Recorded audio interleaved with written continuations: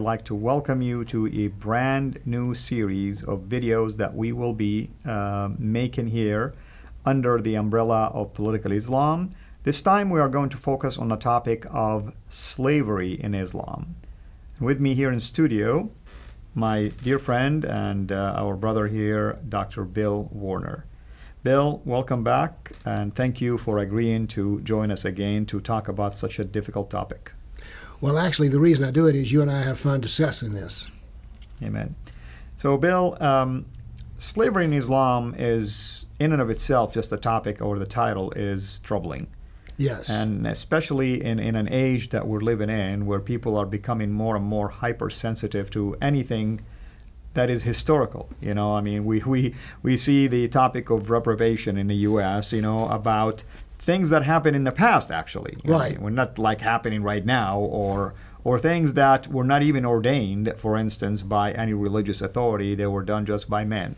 Mm-hmm. So when it comes to slavery in Islam, you've done some research on that, you know. Yes. Share some of the things that you came across yourself. I mean, I'm asking you as a Westerner, of course, because I want to show people who are Westerners or not Arab speakers how easy it is to uncover things like this. Well, I spent 8 years teaching at basically a black university. And one of the things that I noticed is they knew nothing about slavery except they were very sensitive to it. The theory is that evil white men on wooden ships went into Africa and brought back slaves to bring to America. There's some truth to this, but it's not nearly the whole story, because it turns out it's impossible for this to work this way. Ship sailors are not in the business of being slavers, they're in the business of sailing ships, and so they stopped in Africa to pick up the slaves who were already in slave pens. That is, this was a business transaction. Well, how did the slaves get into those pens? Well, this is the thing we want to talk about, because it turns out that there were over 11 million slaves that were brought in from the west coast of Africa, and for every slave that wound up being on the plantation, 5 more died before that, because That's right. There's a lot of collateral damage in collecting slaves. But I found that at this university there was a complete lack of ignorance about the nature of slavery, that is, that Muslims sold the slave to the white man. I was listening to an interview on NPR, and they were beginning to at least discuss the subject of slavery and to agree that, well, it was African tribes who captured other Africans to sell them to the white man. We're getting closer, right? But we're not there, nor did we actually get there, because it turns out that the reason they were there was this was a process of Jihad that collected the slaves, and they had very good doctrinal reasons for doing this. Mohammed was a slave owner. He was a slaver. He gave slaves away as presents. He wholesaled them, he retailed them, he had sex with them, and so Muhammad was deeply involved in the business of slaving. And he also made money on them. Mm-hmm. When he killed the Jews in Medina, the women who were left were wholesaled off to be sex slaves. So slavery is very much a part of Islam. Now in the book on Sharia, like the Way of the Traveler, they like to blow this aside and say, well, no, actually what they say is that Islam treats a slave much better than what you're used to. Mm-hmm. That is, slavery was almost a job you'd apply for on Craigslist if it were offered, but no one actually takes that job up. I wonder why. The ignorance can be seen. One of the most famous athletes in America was a man by the name of Muhammad Ali, but that was his new name. His old name was Cassius Clay. Now what's interesting is that Cassius Clay was a white man who was an abolitionist. He fought for this freedom of slavery. And what did Cassius Clay take as his new name? Muhammad Ali. Muhammad was a slave trader and Ali was a slave trader. The reason this is important is I have no objection to what a man wants to call himself, but at least you need to know the origins of it. And so you took off the name, the white abolitionist, and put on the cloak of the black slaver. So I think that we need to understand this, because you may say, well, this is just all in the history, Bill. Wrong. Go to your browser and just look up this. Modern slavery, Africa. Some estimates are there are as many as 9 million slaves being held in Africa today. This is important. I think it's also important that we understand history in the correct manner.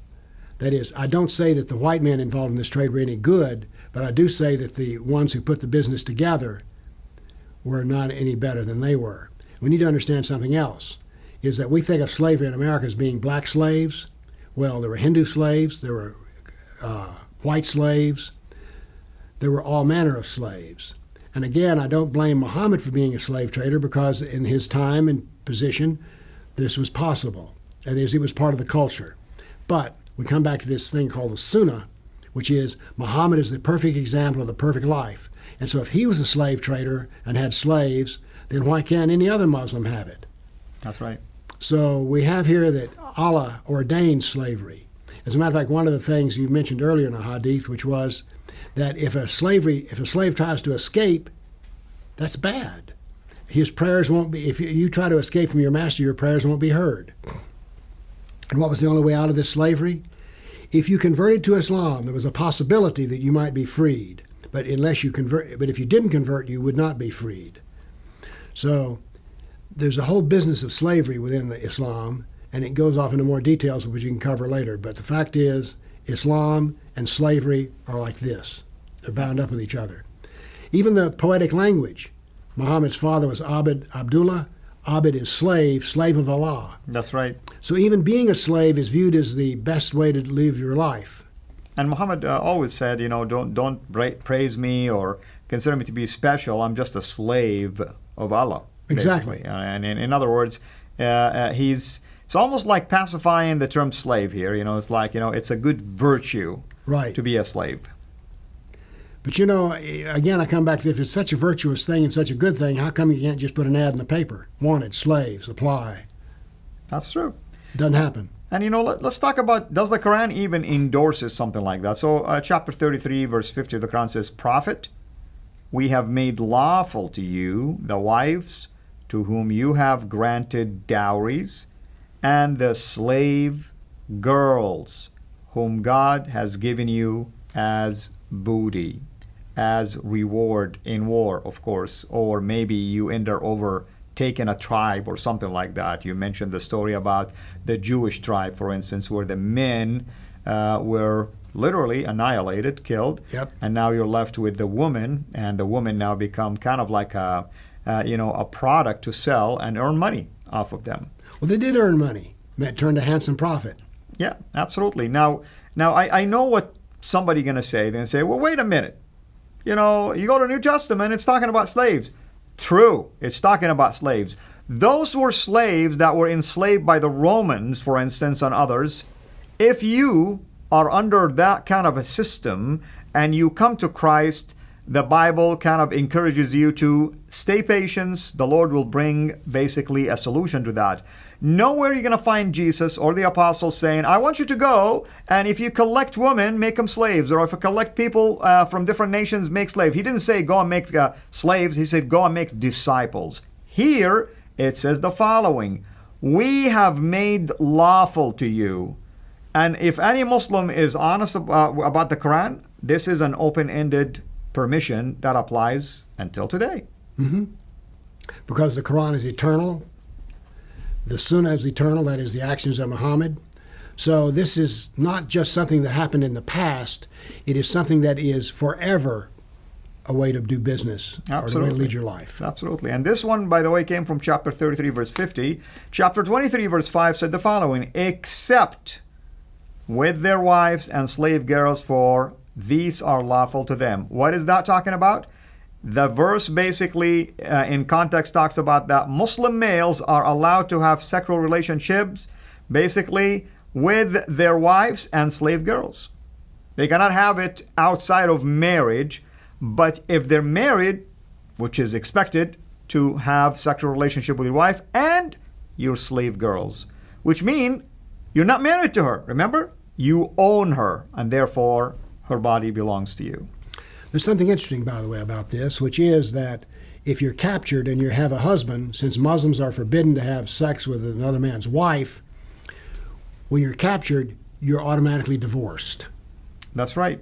That's right. And the scripture indeed talks about the fact that even if a slave, like you said, before she was captured, was a married person, by virtue of being a slave now, you can kiss your marriage goodbye because you're no longer obligated to that marriage, but now you're mine. I decide what to do with you. And this is the kind of teaching that are found in the Quran in many chapters. You know, you go to chapter 4, verse 92, 5, verse 89, 58, verse 3, and the list can go on and on and on. All that to say is that this idea that Islam came to elevate the status of women, I'm not so sure really what polite word I need to use to say this is nothing but hogwash, okay? It is hogwash. There is no founding for it.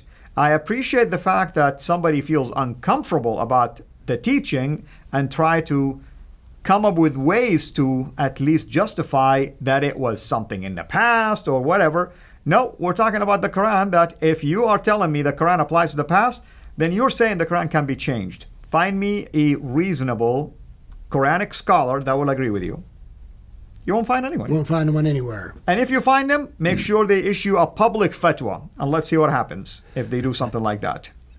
Yeah. So one of the things I found interesting about slavery is that it was so integrated into Islamic society. I gave myself a little project of putting together all of the Arabic words that refer to slavery, and which was an interesting list to make.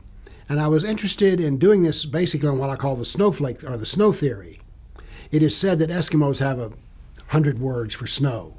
And of course we have one, maybe 2 or 3. And the reason that it's important is the Eskimos deal with snow all the time. So therefore they have a highly sophisticated language for that. So I went through the Arabic language dictionary and found out that there were over 40 different words for slave. What does that tell me? It was totally integrated into society and it was highly developed. I noted there were words that said escaped slave, the male, escaped slave female, and escaped child slave. Right. So all of these things say to me that it was very much a part of the society and was very sophisticated. And again, I think we need to study this not from the standpoint of history, but from the standpoint of it's here today. That's the reason there's slaves in Africa yet to this day, and more being taken. That's correct. That's correct. Well, this is obviously a deep topic, so I'd like for us to visit it back again in the next show, and we'll continue to explore together what does the primary sources, the trilogy, if you wish, teach about this topic. And we're going to really pick, examples and give you references, and we'll see how long this will take us. But technically speaking, this is a topic that deserves to be given attention. I know myself and Dr. J. Smith did a number of those, episodes on this particular topic, and we talked about the trade, the slave trade, basically, and this idea that it's Westerners versus Muslims, for instance, and we covered all of that. But here we want to revisit it one more time, myself and Dr. Bill Warner, and now we want to show you also other references from the Quran and the Hadith that endorses slavery. And it really has no regard in terms of women being married, women being young, and so on and so forth. So until we meet again, hang tight. Lord bless you. If you would like to learn more about slavery, read my book, The Doctrine of Slavery, an Islamic Institution. And if you'd like to know more about slavery as it occurs in the day-to-day life of the world today, buy my book, Measuring Mohammed. Thank you.